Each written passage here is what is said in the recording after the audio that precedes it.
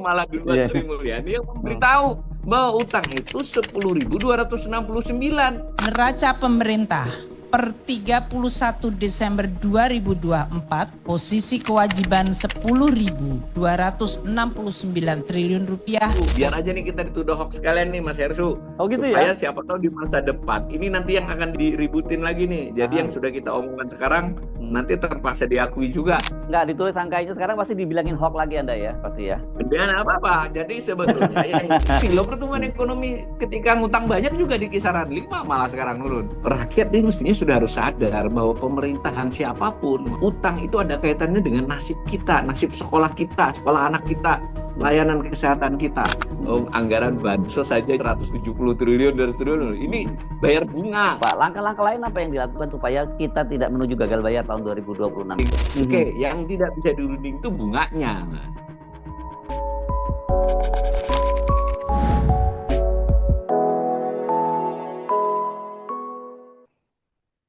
Ya, saya ingatkan kembali pemirsa dan juga Mas Hersu, dulu waktu kita podcast sekitar 8 bulan atau 10 bulan yang lalu, saya mengungkapkan bahwa utang pemerintah itu sebenarnya tidak hanya yang dinyatakan secara rutin oleh Menteri Keuangan. Itu dulu kuncinya. Nah, pada waktu itu kan angka akhir 2023 yang resmi dikatakan pemerintah 8.143 triliun. Nah, di podcast kita sebut, sebetulnya dalam dokumen yang lain yang juga dari pemerintah, bukan saya kan, itu nilainya 9.537 triliun. Nah, bahkan sebetulnya ada angka lain ya, tapi itu dulu. Nah, itu kita dituduh. Bahkan di lamannya Kominfo loh, tidak main-main. Bahwa angka yang benar itu 8 ribuan, bukan 9.537. Nah, perbedaan itu sebetulnya waktu itu sudah kita jelaskan. Itu karena definisi. Definisi utang yang biasa disampaikan kepada publik itu hanya mencakup 2 jenis utang pemerintah. 2 jenis Mas itu, meskipun yang besar-besar ya. Satu yang berbentuk pinjaman, loan. Pinjaman itu ya pinjaman buat proyek, ya kan? Itu dari luar negeri yang paling besar. Proyek-proyek pemerintah kan banyak yang pinjaman luar negeri atau sedikit. Ya sedikit dalam konteks kita ya gede juga 20-an triliun pinjaman dalam negeri. Namanya pinjaman. Pinjaman itu langsung ya kepada pihaknya. Nah yang kedua pemerintah mengeluarkan surat utang. Disebutnya surat berharga negara karena ada syariah kan gak enak disebut surat utang semua kan. SBN. Nah duanya dijumlahkan itu dapatlah 8.143 triliun pada akhir Desember 2023. Ternyata di dokumen laporan keuangan pemerintah disebutkan pemerintah selain 2 ini punya utang lain. Apa itu? Misalnya utang bunga Mas, utang bunga tuh gini, bunga itu sudah jatuh tempo, tapi sudah harus dibayar, tapi iurannya belum ditransfer gitu loh, itu kan punya orang. Nah, terutama utang-utang kepada bunga yang seperti kepada Bank Indonesia, kepada lembaga-lembaga terkait kan bisalah, ya ini bolo nih Dewi, dulu deh Mas Hersu, aku kita cek bunganya gitu, tak pegang dulu. Nah, lalu ada utang subsidi Mas. Jadi subsidi itu sudah harus keluar di 2024, tapi belum dikirim kepada siapa? Misal kepada PLN, Pertamina, perusahaannya sendiri kan? Atau bagaimanapun kan ini utang. Lalu ada utang-utang lain. Macam-macam lah. Selisihnya dengan yang tadi, yang 8143 tadi, sekitar 1.400 triliun yang ini dijumlahin. Berarti waktu itu kita bilang 9.537. Dituduh hoax. Nah, sekarang di 2024, kita belum podcast nih. Saya belum memberitahu Mas Hersu utang terbaru, malah duluan Sri Mulyani yang memberitahu di depan DPR bahwa utang itu 10.269. Neraca pemerintah per 31 Desember 2024 mencerminkan posisi keuangan negara yang solid. Total aset mencapai 13.692,4 triliun rupiah. Posisi kewajiban 10.269 triliun rupiah. Posisi kewajiban 10.269 triliun rupiah. 10.269 triliun rupiah. Nah, ini bukanlah lanjutan dari 8143, tapi lanjutan dari yang kita dulu podcast, lanjutan dari 9537. Make sense nggak? Iya. Kalau definisi yang biasa masih 8.813 per 31 Desember 2024. Kalau kita bicara ini udah 8250, 89 250 sudah. Tapi kembali ya, itu 8.800 saja deh kita pakai ya. Mm-mm. Nah, tiba-tiba muncul angka 10.269. Berarti kan definisi ini sudah mulai. Nah, ini memang menarik. Saya heran mengapa Sri Mulyani kemudian mengemukakan ini ya. Jujur Tuh, gitu ya artinya. ya jujur. Ya, artinya inilah utang sebenarnya kan. Iya. Lo nggak bisa masa utang kepada keluarga, kepada tetangga nggak disebut utang. Ya utang, orang itu Lo punya orang kok. utang tersembunyi gitu ya. Tuh, nah sebetulnya itu dua. Nah, ada satu yang masih kita tunggu. Biar aja nih kita dituduh hoax sekalian nih, Mas Hersu. Oh gitu Supaya ya. siapa tahu di masa depan ini nanti yang akan diributin lagi nih. Jadi yang Aha. sudah kita omongkan sekarang Mm. nanti terpaksa diakui juga. Mm-mm. Ada satu jenis utang, Mm-mm. yaitu utang program jangka panjang pensiun. Lah orang itu kan pensiun, Mas. Iya Pensiun itu dong. kan dibayari tiap bulan, bener nggak? Bener. Pensiunan atau istrinya pensiunan kalau suaminya sudah meninggal dan seterusnya ya, itu kan dapat pensiun, Mas. Ya ada yang 2 juta, 1,5 juta, ada yang 3 juta. Tetapi kalau jumlahnya jutaan kan keluar angka triliun, benar nggak? Dan itu harus Nah, keluar terus nantinya kan itu kan dari harus keluar. Nah, itu kelihatan namanya di belanja pegawai. Nah, di banyak negara hal ini sudah dipisah dari APBN sejak awal. Orang itu kan pensiun sebenarnya bukan diberi pemerintah loh. Ini juga netizen kita kadang nakal. Oh, makanya nggak usah pakai ya nggak bisa, orang itu duit dia kok. Kalau dia kerja dipotong untuk nanti di hari tuanya. Itu duitnya dia. Nah, salahnya dahulu. Nah, ini nggak, sudah lama ini salahnya nih sejak SBY. Tapi waktu SBY kan separuh juga Sri Mulyani. Jadi dulu itu harusnya ini dipindah semua ke lembaga pensiun. Ya, mau Taspen, mau Asabri ya, dipindah supaya nanti ketika bulanannya mereka pensiun itu dibayari oleh lembaga pensiun. Ini banyak negara begitu. Jadi APBN semua negara itu yang benar jalannya, itu langsung bagiannya pegawai untuk pensiun itu diserahkan ke tempat lain, nggak dikelola lagi oleh APBN-nya. dan dikembangkan di situ ya nantinya ya. Dikembangkan di sana. Nah, Indonesia itu tidak seluruhnya ada yang diserahkan. Yang diserahkan ke Asabri ada, yang nanti pada waktu orang pertama pensiun kan dapat tuh kayak pesangon gitu ya. Nah, itu dari lembaga pensiun, tapi yang bulanannya dari APBN lagi. Nilainya sekarang bengkak, Mas Ersu. Kenapa jadi bengkak? Pertama, orang pensiunan makin banyak. Kedua, harapan hidup kaum pensiunnya agak tinggi, Mas. Agak beda dengan orang lain. Ya, rata-rata bersamaan dengan harapan hidup orang ya. Sekarang 72 tahun ya kalau nggak salah ya harapan hidupnya. Ya, dan usia pensiun ini lebih tinggi. Apalagi kalau dia kemudian dulu waktu nikah istrinya muda, istrinya lebih muda jauh, nanti yang meninggal lanjut istrinya. Iya, betul. Ada cara menghitungnya, Mas. Sebetulnya ada ilmunya, namanya aktuaria.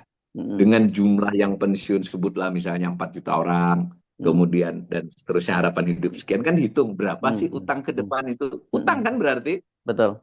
Nah, nilainya 3.550 triliun, Mas, per 31 Desember 2024. Siapa yang ngitung? Yang ngitung Menteri Kementerian Keuangan kok, bukan saya. Saya baca laporannya kok. Jadi berapa sebenarnya totalnya itu kalau ditambahkan? Berarti 10.269 tadi yang definisi kedua ditambahi ini. Sebenarnya utang pemerintah yang disebut utang pemerintah itu mestinya 13.825 triliun, Mas. Ini kalau ditulis kita tunggu ini, mudah-mudahan tahun depan ini diakui. Nggak ditulis angkanya sekarang pasti dibilangin hoax lagi Anda ya, pasti ya. Dan apa-apa. Jadi sebetulnya yang kalau definisinya, karena kenapa begitu? Karena kewajiban pensiun sebagian besar diambil oleh APBN. Mengapa? Karena APBN tidak menyerahkan kepada pihak lain ketika mereka masih aktif dibayari itu loh. Duitnya mereka. Ada beberapa negara memang tidak semua negara mendefinisikan utang karena dia sudah serahin kan, bukan utangnya negara lagi.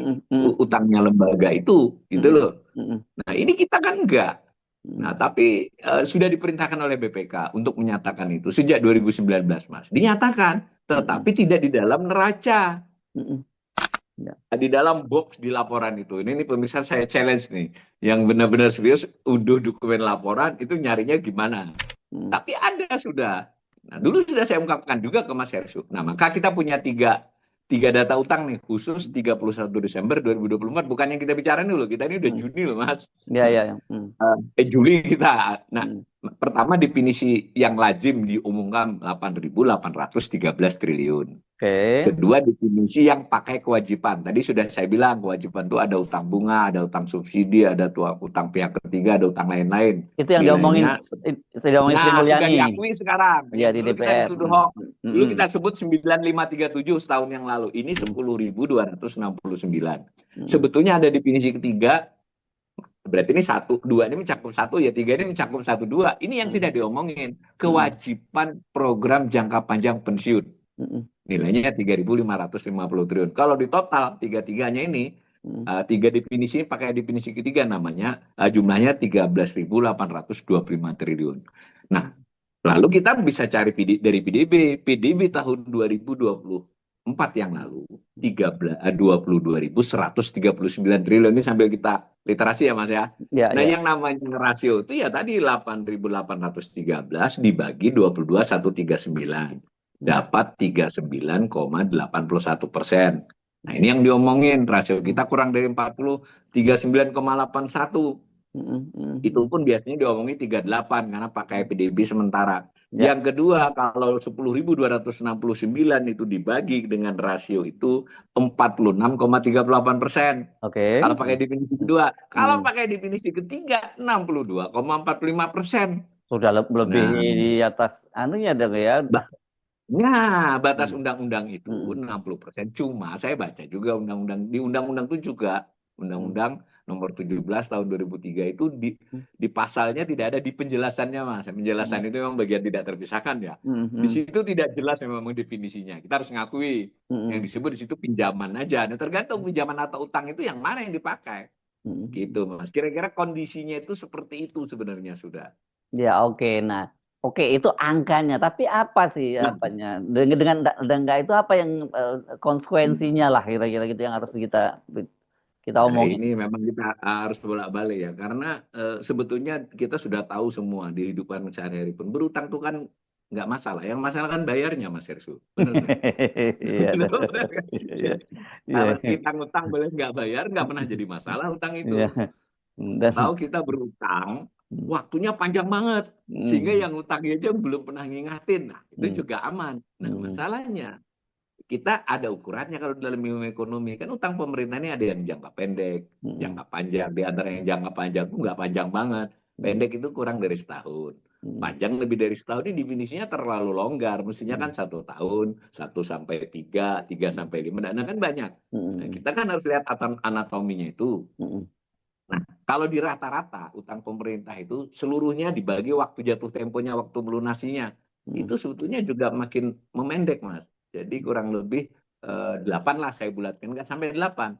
Berarti kan kita bisa ngitung tuh tadi, seberapa 13.000 tadi dibagi 8 kan berarti tiap tahun berapa. Maka ada beban membayar pokok utang tiap tahun. Itu masalah pertama. Masalah kedua, ini nggak ada yang tidak berbiaya. Utang itu ada biayanya. bunga Kalau ya. syariah hasil, kalau ini bunga ya kita ratakan aja bunga. Bunga, dan bunganya itu terus bertambah karena utangnya bertambah kan posisinya. Tahun 2024 yang lalu kita bayarnya masih sekitar 480-an triliun, Mas. Apanya Bukan ini, Bu? masih ya, banyak ya. Jadi Bunganya? kita bayar bunga di tahun 2024 yang lalu tuh 480 triliun. Ini bisa para pemirsa bayangkan ini. Anggaran bansos sajanya 170 triliun dari triliun. Ini bayar bunga. Ya kan? Nah, dana belanja pegawai itu kurang. Jadi belanja kurang dari itu. Nah, di tahun 2025 yang sedang berjalan ini diperkirakan bayarnya 552 triliun, Mas. 550 deh saya bulatkan. Jadi 550 triliun kita harus bayar bunga. Tadi nyicilnya berapa? Kurang lebih 800. Berarti kan 1.800 ditambah 552 berarti 1.350 triliun kita harus membayar pokok utang dengan bunga 1.350 triliun. Nah, kalau kita misalnya, nah ini juga sekaligus untuk menginformasikan, kan ada juga, kita jangan ngutang lagi. Ya kalau nggak ngutang lagi itu satu hal, Mas, tapi nggak bayar utang kan hal lain. Benar nggak? Iya. Kalau kita boleh nggak ngutang sekaligus nggak bayar utang, itu aman. Lalu kalau kita nggak ngutang tapi nggak bayar, masih bayar utang, ya berat dong. Nah, kalau Kita apalagi kalau defisit. rencananya, Kalau nah kita kan pendapatan kita defisit. ini, Mm, ya makanya kalau defisit itu artinya sederhana, mm. pendapatan kan lebih sedikit dari belanja. Iya, Berarti kan tidak tersedia untuk bayar utang. iya dan Oh, harus untuk belanja aja nggak ya harus cukup. Nah, utang kan berarti gitu Gabriel. utangnya, Mm, untuk membayar utangnya harus dengan utang lagi. mm, Sudah berat ditambah berat yang lain, Mas. mm, Ternyata untuk bayar bunga saja mm, nggak cukup duit kita, pendapatan kita. Jadi bayar bunga dan utang dan bunganya. mm, Itu namanya yang kondisi yang kita alami ini. Itu dibilang aman. Jadi saya dari dulu kan di podcast ini sudah bilang, aman atau tidak itu persepsi kan. ya, Ya angkanya begitu. Tapi mm, persepsi Sri Mulyani itu aman. Jadi mm, kalau orang berjalan di pinggir jurang ya tuh, mm, di mm, pinggir banget itu, mm, mm, aman belum jatuh. Lah kalau mm, saya ya orang yang misalnya lebih melihatnya, oh enggak itu kena angin sedikit bisa jatuh. Itu mm, kondisi utang kita ini, bahwa dibilang kita belum bangkrut itu pasti ya. Bangkrut mm, itu kan aset dengan utang, masih mm, banyak aset. mm, Kita juga masih bisa berjalan. Mengapa? Karena masih ada orang ngutangi. mm. Kalau selama ada yang masih ngutangi, kita tetap bisa bayar utang. Ya, Bagaimana kalau suatu saat tidak, yang ngutang itu tidak sebanyak itu? Nah, baru kerasa. Kalau ibaratnya di pinggir jurang tadi, kalau sudah mulai ada angin, nah ini kita kan ada kasus Rinjani itu loh. Kita kan iya, iya, iya, iya, iya. mendengarkan dengan hikmat itu. Coba penggambarannya si siapa Agam ya? Agam Itu saya Rinjani. menyimak, Mas. Ini Mm, orang, iya jelaskannya itu membuat kita yang tidak pernah mendaki kayak saya ini pun mm, bisa membayangkan mm, kan betapa orang pakai helikopter. Helikopter nggak semudah itu kan. mm, Kan bisa diangkat, bisa ditarik. Oh, pikiran netizen kan. Ternyata mm, utang ini begitu juga. mm, Harusnya memang yang berdiskusi itu yang ahli dengan ahli. Bukan saya mengaku ahli ya, tetapi mm, kan mm. orang seperti saya saja yang tidak ahli-ahli banget ini paham. Ini nggak aman. Nah, sekarang mulai nih menurut saya Ibu Sri Mulyani mulai terbuka. Ini sebenarnya kan nggak aman. Mm. Itu Ya, Mas kira-kira. ya, ya. Kalau Mas melanjutin pertanyaan, lo itu buat rakyat kan nggak masalah itu. Ya masalah. Karena membayar bunga segitu, cicilan segitu, Mm, sampean harusnya yang dapat bansos itu misalnya 40% dari penduduk Indonesia itu dapat mm, bansos, termasuk mm, saya. Harusnya mm, dapat nih saya, mm, kalau mm, duitnya ada. mm. Karena duitnya nggak ada, yang terima dikurangi. Dikurangin 20%, jadi 10%. Sekarang mungkin yang memperoleh bansos kan di kisaran Ya. 10% saja. Itu contoh. Mm, Kemudian sekolah, kalau memang pemerintah itu kuat, nggak ada pengumuman bahwa perguruan tinggi kan mm, misalnya, mm. harusnya gratis kan kita sampai perguruan Ya, tinggi. ya, Kalau ya. duit ada. Sekarang mau gratis gimana? Mau bayar utang kok. Ya. Itu Mas, itu yang Oke. paling nyata buat Nah, kita. mari kita langsung lanjutkan ya soal yang Anda menggambarkan di pinggir jurang itu dan apa-apa saja yang bisa berpeluang mendorong kita itu bisa dilihat tiba-tiba ketiup terus plung masuk ke jurang itu. Apa aja faktor itu? Ya satu otomatis pendapatan tadi kan. Kita Ya. waktu pendapatan kita reguler saja, ibaratnya Mm, gaji penghasilan kita rutin saja, itu kita mm, masih harus ngutang Mas. Tadi ya. kan. Mm, Bagaimana kalau suatu saat pendapatan kita itu lebih rendah dari biasanya? mm, Berarti kan lebih parah lagi nih ya. kondisinya. Nah Mm, itu. Nah sekarang sudah ada sinyal. mm, Sinyal itu terjadi di 2025. Angka yang kita omongkan tadi 31 Desember 2024. Sekarang di 2025 sudah ada sinyal. Selama 6 bulan berjalan, mhm, pendapatan negara itu tidak sebanyak biasanya mm, tumbuhnya, ya. landai bahkan stuck. Nah, Mm, lalu pemerintah buat perakiraan setahun ini berapa? Ternyata pendapatan setahun itu lajunya itu lebih rendah daripada yang kemarin-kemarin, malah sama. ya. Jadi tahun 2025 ini diperkirakan pendapatan sama dengan 2024, Mhm, naik 0,05% itu kan sama artinya. mm, Nah, padahal tadi belanja bunganya bertambah, cicilannya bertambah kan gitu loh. mm, Kalau 2026 kedorong, mm, sebutlah ini ekonomi dunia. Nah, jadi faktor pertama itu ya kita benar-benar. Yang kedua faktor internasional. Mana gejolak ekonomi dunia ini kan sedemikian rupa. mm, Ada juga pemain seperti Trump, ada gangguan terhadap ya. supply chain. Mm, Nah, kita bisa masalah ekspor impor kita terkendala. Ekspor impor loh, gak hanya ekspor, mm, kan ada mm, penghasilan dari situ juga. ya. Kalau ekonomi Indonesia melambat, nanti ujungnya ke pendapatan juga.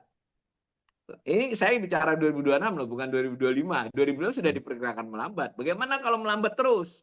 Mm, Nah, maka di 2026 kita jadi ada ancaman default, kan? Tidak mampu lagi membayar membayar utang. utang dan cicilan. Mengapa?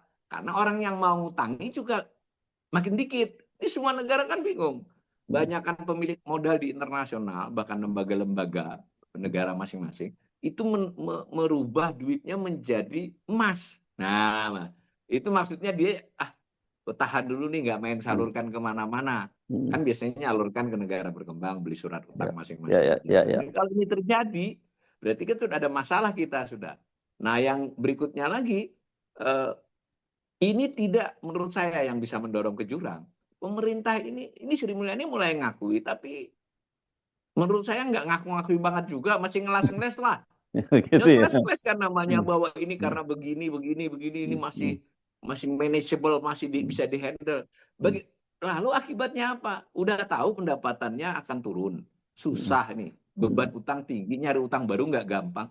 Malah belanjanya gila-gilaan, pengennya, maunya. Jadi ibaratnya Mas Heru ini udah tahu nih, agak sepi saingan YouTube banyak, ini bercanda ya. Jadi hasil tidak sebesar biasanya. Kan sadar kita, ini hukum pasar kan, bukan kita nggak iri sama siapa-siapa, tapi malah Mas Heru mau ganti mobil. Ini ada mobil listrik baru yang 1,5 miliar, kayaknya oke nih kan. Itu HP sudah ada yang mendahului, saya kalau bisa pembeli pertama. Akibatnya kan seperti itu gambarannya. Ini mau MBG sekian rupa, mau Kopdes merah putih, mau 3 juta rumah, mau. Nah, tadi ada Mas satu yang saya tidak benar-benar, terus terang saya kalau MBG oke lah, masih dibicarakan lebih baik. Kopdes gimana?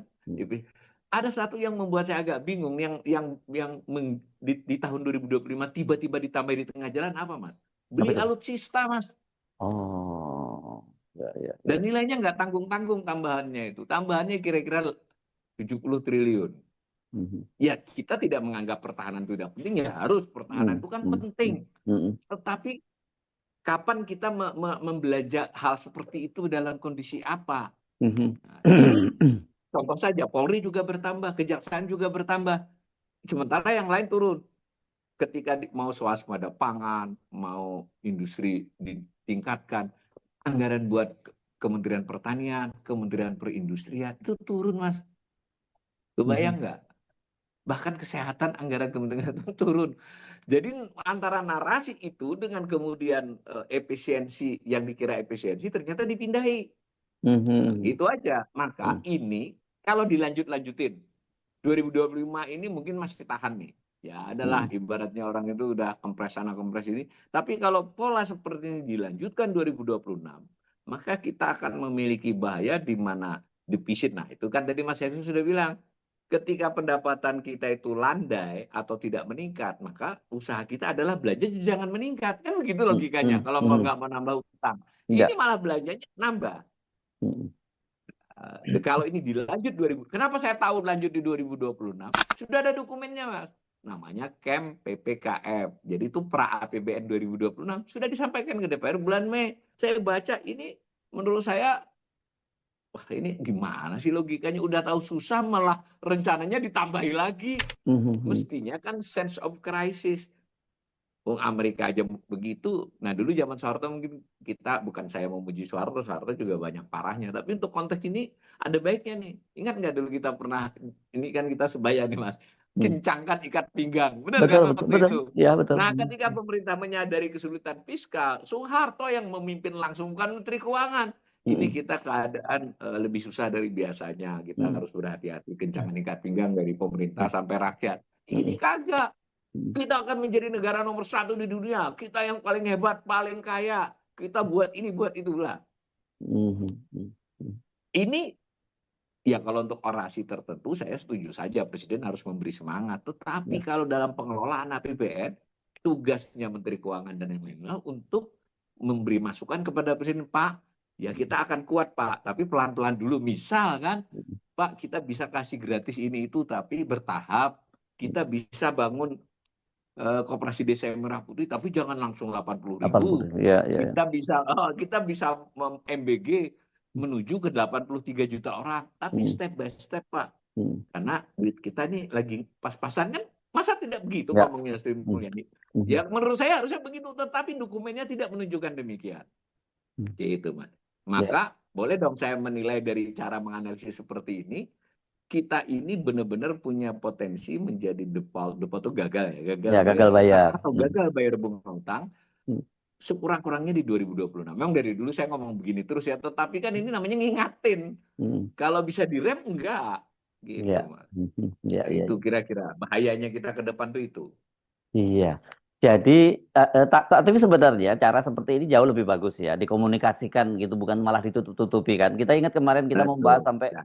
utang aja nggak segera diumumkan segala macam. Dulunya kan biasanya Iya. tiap bulan segala macam. Tiba-tiba waktu itu kita Betul, ingat kan betul. pernah kita omongin kan itu Tapi soal itu. masih belum loh, Mas. Saya Apa? potong dikit ya. Ya. Ya kita sudah ngingetin dan sampai sekarang belum diumumkan. Yang diumumkan Oh. tadi yang Desember 2024. Sampai Oh. sekarang pemerintah belum ada menyatakan utang 31 Januari, 28 Februari, 31 dan harusnya sudah ada data utang 30 Juni Mas kita bicara ini. Belum Berlanjut dong. diumumkan. Berlanjut dong pola Hah? yang lama yang dia lakukan berarti ya. Berlanjut yang bagian ini dan tapi kan orang ekonom ya seperti saya bisa ngitung. Yes. Cuma kan ya bagaimana nanti saya omongkan di sini dihok lagi nih. Iya, oke.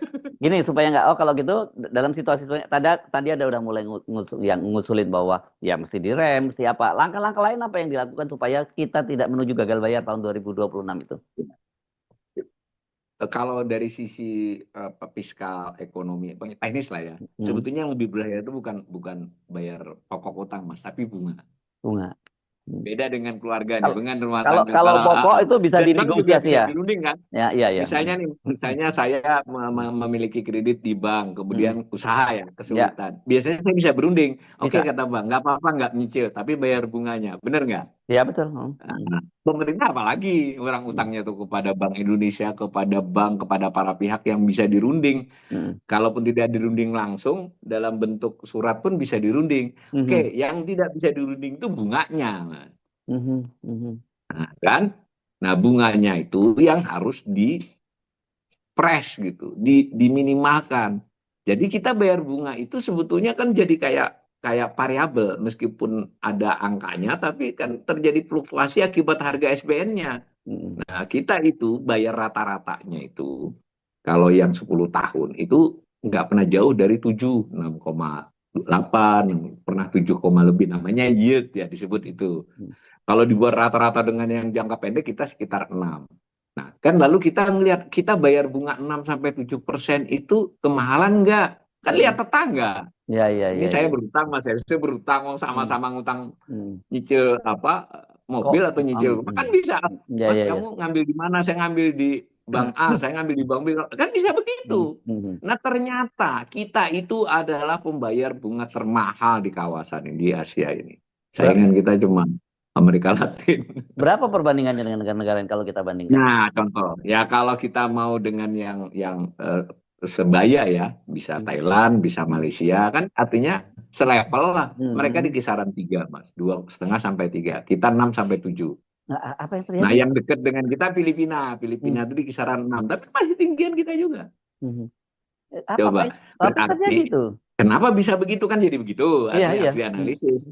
Nah, itulah tugasnya Menteri Keuangan, tentu dibantu Bank Indonesia juga Bappenas kan. Kita ekonom juga kalau dimintai pendapat di forum tertutup lah sebut begitu kan kita bisa ikut menggali nih. Nah, kalau misalnya Mas Hersuni punya perusahaan, punya utang kepada 10-20 pihak, kemudian udah dihitung bunganya sekian, ini yang sulit bayar pokok. Nah, maka ngitung bunganya dirunding satu-satu kan, dilihat nih utang ke A berapa sih, dihitung, dilihat. Nah, dengan cara begitu kita bisa menghitung ini bisa dikurangi berapa, bisa dengan cara berunding maupun dengan kebijakan ya, ada dua ya, kebijakan yang membuat. Nah, maka itu bisa perlahan-lahan dilakukan, Mas. Jadi pemerintah ini tindakan pertamanya menurut saya adalah mengurangi bayar bunga utang. Tentu dengan legal ya. Legal itu bisa berunding, bisa membuat, misalnya contoh kalau BI itu nurunin suku bunganya, karena ada kaitannya dengan itu, Mas, itu teknis ya. Tapi yang penting ya ini kan turut-turutan. Dan jangan lupa yang pegang SBN terbesar itu Bank Indonesia. Kemudian yang terbesar keduanya itu adalah di luar asing ya, itu adalah BPJS Ketenagakerjaan, yang semacam itu. Yang ketiga bank, BPJS ini dan kawan-kawannya, BPJS dengan bank ini, BPJS dan kawan-kawan ini hampir sama, BI. Berarti 3 pihak ini kan bisa dirunding semua oleh pelakunya BUMN atau mana. tentu tidak bisa seketika. Biasanya dapat 7 dikasih 5, mabuk itu BPJS. Ya, dan Tapi ini kan porsinya cukup besar ya di sini ya. besar Mas, ini untuk gambaran saja. BPJS Ketenagakerjaan itu pegang SBN pemerintah di kisaran 700 triliun, Mas. Oke. Terus? Kalau ditambah dana pensiun lain-lainnya mana? Kalau Bank Indonesia itu pegang 1.500 triliun. Nah, gampangannya gitu ya. Ya. Nah, bank umum itu di kisaran 1.000 triliun. Di antara 1.000 triliun itu 80%-nya bank BUMN. Oh, oke. Jadi masih ada ruang untuk bermanuver ya Ada sebenarnya. ruang. Dan jangan lupa yang lain itu pasti mau tidak mengikut ketika pasar bergerak turun kan gitu loh. Ya, Kan ya. tadi lo kata Mas Heresu awalil oleh 6 kok aku pitu gitu loh. Iya, 7 iya, iya. awalil 6 kok saya 7. Ini step secara teknokratis ya istilahnya, secara ilmiah ini bisa pelan-pelan diturunkan. Tentu tidak bisa langsung 3. Iya. Tapi kebayang nggak, Mas? Kalau kita bayar sekitar 7.550, kita bayar 6 kan berarti kan akan dapat 1/7 dari 550, Mas. 1/7 dari 550, ya sudah sekitar 60-an triliun. Udahlah, setahun bisa dapat itu. Apalagi kalau bertahap menjadi menuju ke benchmark negara tetangga kan. Itu langkah di luar. Nah, langkah lain tentu belanja tadi tetap kan. Catat saya ingatkan. Ya belanja di rem. Oh, kalau belanja di rem nanti nggak ada dorongan pertumbuhan ekonomi. Lah memang kalau beli, mohon maaf ini bukan saya anti pertahanannya. Memang kalau beli alutsista itu dorong pertumbuhan ekonomi. Pembelinya juga impor. Nah gitu loh maksudnya. Kopdes merah putih itu akan mendorong, tapi tahun keberapa? Kalau biaya yang dikeluarkan triliunan untuk rapat, untuk pembentukan, untuk mulai ngecat kantor, ya kan belum akan menghasilkan banyak terhadap pertumbuhan ekonomi. Mengapa tidak step by step? Pertahanan akan kita perkuat karena nggak lucu juga presiden dari tentara tapi pertahanannya rapuh, nggak mungkin. Tapi mana yang dimulainya dari mana? Begitu juga dengan koperasi tadi. Belanja itu tetap kunci, Mas. Belanjanya harus direm.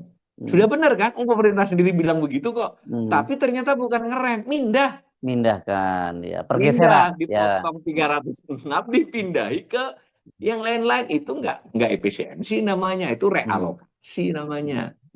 Kalau dipindah ke yang lebih efektif, oke. Kalau dipindahnya ke yang masih nunggu hasil nanti, kan tidak toh. Nah, belanja ya. Nah, pendapatan saya tidak menyarankan pemerintah untuk meningkatkan perpajakan habis-habisan, itu malah bahaya. Jadi pemerintah mungkin harus kajian mana sumber-sumber yang belum digali, bukan ngejar-ngejar yang sudah bayar atau yang kecil belum bisa bayar. Orang didaftar untuk menjadi UMKM, memiliki NPWP, ya itu saya kira nantilah kalau situasinya sudah enak itu orang bisa bayar pajak. Dan itu beriringan dengan layanan publik. Ketika rakyat kecil dipaksa bayar bertambah, tapi kemudian layanan publiknya memburuk, ini bisa menimbulkan distrust, ketidakpercayaan. Ini analisis saya kritis terhadap pemerintah. Di sisi lain saya menginginkan pemerintah ini utuhlah 5 tahun. Kita kan mau demokrasi. Untuk itu pemerintah harus memiliki kepercayaan publik. Kalau begini, kerentanan itu terjadi. Ketika orang mendapatkan PHK, nonton TV, pengangguran turun. Kan coba, ini saya baru di PHK, Mas, nonton TV. Pejabat ngomong angka pengangguran kita turun. Ngapusi. Nah, saya petani ya, bukan ngapusi, itu kan persepsi. Kemudian saya petani, ya toh, wah, saya udah bertani pas-pasan lah, biasa kalau petani pas-pasan itu kan dijual, nanti waktu konsumsi kan dia beli kan, itu sudah lazim di desa. Tiba-tiba kita punya stok berlimpah, produksi melimpah, nggak tahunya saya sudah nggak punya lagi, saya mau beli mahal harga beras. Coba apa yang dirasa oleh petani? Kalau petaninya nggak ngerasa, anaknya yang sudah sekolah, sudah kuliah, wah, ibu bapak, itu pelan-pelan bisa menggerogoti kepercayaan. Jadi Mas Hersu, seperti dulu saya sampaikan, saya ulangi lagi bahwa berutang itu tidak berarti hanya urusan pemerintah terhadap pihak lain saja, tapi urusan rakyat. Ya tadi kan kita sudah katakan, karena berutang yang ugal-ugalan selama 10 tahun pemerintahan Jokowi, sudah terasa akibatnya. Rakyat mesti sadar bahwa biaya pendidikan, biaya kesehatan, layanan publik yang tidak optimal itu karena beban utang yang berat. Beban utang yang terutama itu adalah bunga. Sudah, untuk ilustrasi saja, bunga utang 550 triliun. Bansos kurang dari 200 triliun. bukan bansos beras aja loh, seluruhnya termasuk PKH. Bahkan lebih tinggi dari gaji pegawai yang hanya 480 triliun kan itu. Yang kedua bahwa dahulu waktu ngutang kita selalu dinarasikan bahwa nanti berutang sekarang ini akan meningkatkan produktivitas kita. Jadi kalau ibaratnya kita mau buka usaha, ya di keluarga kita rapat nih, yang ini Bapak mau ngutang supaya warung kita lebih gede atau buka cabangan, jadi ada gambaran peningkatan pendapatan di depan. Atau kita ngutang, kita mau beli tanah, nah berarti kan kita punya duit kurang, sebagiannya ngutang, maka nilai tanah itu lebih besar daripada utang kita nantinya, kan kira-kira gitu gambaran. Aset lebih tinggi.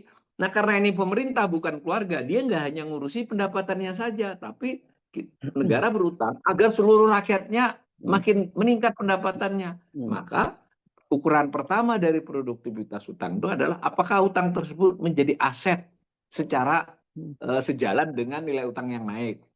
Nah, saya sudah katakan berulang-ulang dengan data, itu tidak. Kenaikan aset pemerintah itu tidak sebanding dengan kenaikan utangnya. Jauh. Yang kedua, menaikkan pendapatan negara. Menaikkan, tapi menaikannya itu organik. Jadi utang nggak berdampak berarti kan. Buktinya defisitnya tetap gede, bayar utang tetap susah. Yang ketiga, alasannya meningkatkan pendapatan rakyat. Fasilitas, itu berarti kan pertumbuhan ekonomi. Loh, pertumbuhan ekonomi ketika ngutang banyak juga di kisaran 5, malah sekarang turun.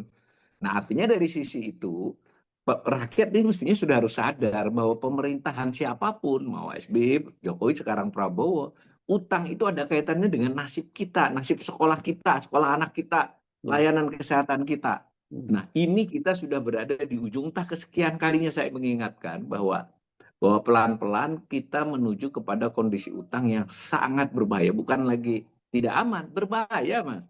Kalau bisa di-manage, dia hanya kurang aman tapi nggak berbahaya. Manage-nya, belanjanya harus hati-hati, ya kan? Bayar bunganya di lobi. Nah, kemudian rakyat juga dijelasin lebih transparan lah. Kenapa 5 bulan berturut-turut tidak diberitahu? Kita bilang pokoknya aman deh. Itu sama saja dengan orang, lu gimana keadaannya aman lah? Nggak ada ceritanya kan? Kita bagaimana percaya bahwa Sri Mulyani mengatakan aman, tidak menyebutkan utang. Sekarang disebutkan kondisi Desember 2024. Bagaimana dengan 30 Juni 2025 yang udah ada datanya, Mas. Cuma mereka nggak publish. Itu kira-kira. Ya. Jadi sekali lagi Anda tadi mengingatkan bahwa ini kalau kita tidak melakukan langkah-langkah yang sangat serius dan drastis gitu ya. Kita menuju extraordinary, Mas. Langkah luar biasa lah kira-kira begitu. Extraordinary ya. Ini kita menuju gagal bayar tahun 2026 ya. Itu yang serem. Betul. Ya, betul sekali. Dan utang kita itu sebenarnya sekarang realnya itu terhitung Desember tahun 2024 itu sebenarnya dan 6 bulan ini bertambah lagi. Ya, 6 bulan ini bertambah lagi. Ya, kemarin aja udah 13.850 ya. Iya. Jadi ada potensi nanti di akhir tahun dengan perhitungan sudah berjalan 6 bulan ini itu akan tembus, untuk definisi ketiga tembus 15.000. Untuk definisi pertama akan kira-kira di 9.600. Definisi yang lazim itu 9.600, 9.700. Desember definisi ini ya. Kedua yang Desember nanti ya, 6 bulan lagi. 5 bulan ya, 6 bulan lagi loh, nggak lama loh itu. Ya, yang dari 10.269 ini akan bengkak di kisaran 11.500. Nah, definisi yang ketiga memakai pensiun ya berarti 15.000, Mas. Jadi 15.000 triliun. Tapi saya ingatkan sekali lagi pemirsa, sebetulnya tidak soal dengan jumlah utangnya, yang berat itu bebannya. Bayar pokok. Ya kalau saya ini tidak pernah bosan-bosan. Mas Heru punya utang 100 miliar, tapi 100 tahun lagi baru dilunasi. Saya punya utang 1 juta, tapi debt collector di depan pintu. Itu bebannya lain loh. Itu kira-kira gambarnya. Oke, Prof. Awalil, ini nggak apa-apa sekali ini Anda mau dibilangin hoax mau apa, nanti pasti pada akhirnya terbukti bahwa itu yang benar Anda gitu ya. Oke, sampai ketemu lagi, Prof. Awalil. Ya, terima kasih. Assalamualaikum warahmatullahi wabarakatuh.